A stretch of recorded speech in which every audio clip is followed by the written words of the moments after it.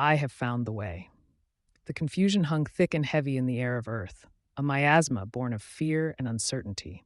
The planet itself felt less like a home and more like a prison, a gilded cage where countless souls were locked, their minds dulled by routine and distraction. Few even considered the possibility of escape, the prospect of a better place, a sanctuary whispered about in hushed tones, heaven. The reason for this apathy was simple, profound, and terrifying. No one knew the way. Worse, the fear of choosing wrongly paralyzed many. Stories of hell of fire, a place of unending torment, were rampant. Every whisper of a possible path was scrutinized, debated, and ultimately often abandoned in terror. Yet the yearning for something more, for a glimpse of heaven, persisted, a flickering flame amidst the encroaching darkness. And so people sought. They grasped at straws, exploring every philosophy, every belief system, every ancient rite they could find. Some embraced Islamism, hoping the submission to Allah would unlock the door to paradise. They prayed devoutly, fasted rigorously, and sought to live a life of righteousness, only to find themselves still tethered to the earth, the promised solace remaining elusive. Others turned to Buddhism, seeking enlightenment through meditation and self-denial. They sat for hours, legs aching, minds racing, striving for nirvana, but the peace they sought remained just beyond their reach. Wicca, with its reverence for nature and ancient magic, lured some with the promise of power and connection. They chanted spells under the moonlight, gathered herbs in secret groves, but the celestial gates remained stubbornly closed. The Nation of Islam, with its message of black empowerment and self-reliance, offered a vision of earthly salvation, a kingdom built on strength and unity. But ultimately, it too failed to provide a pathway beyond the earthly realm. Moorish science, Mormonism, and countless other creeds were tried and tested. Each path, followed with varying degrees of fervor, led to the same dead end. The promise of heaven remained a tantalizing mirage, receding further with each failed attempt. Despair began to seep into the collective consciousness, threatening to extinguish the last embers of hope. The prison of earth seemed inescapable, the fear of hell a perpetual torment.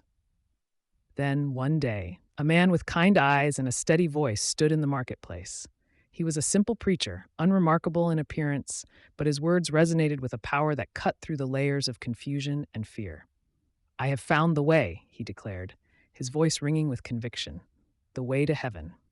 And that way is Jesus." Skepticism was the first reaction. They had heard such promises before, but the preacher's message was different.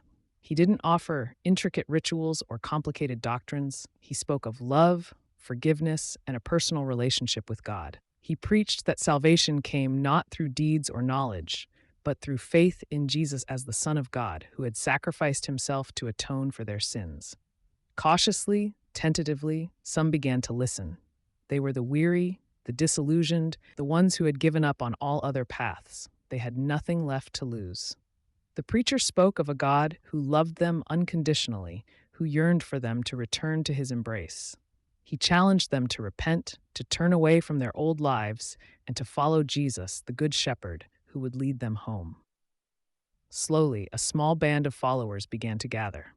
They prayed together, studied the teachings of Jesus, and shared their burdens. As they clung to the words of the preacher, something remarkable began to happen.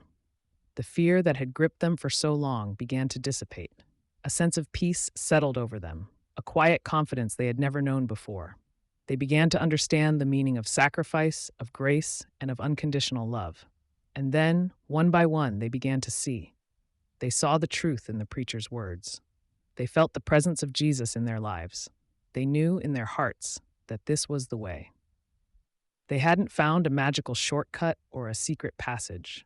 They had found a relationship, a connection to something greater than themselves, a path paved with faith, hope, and love.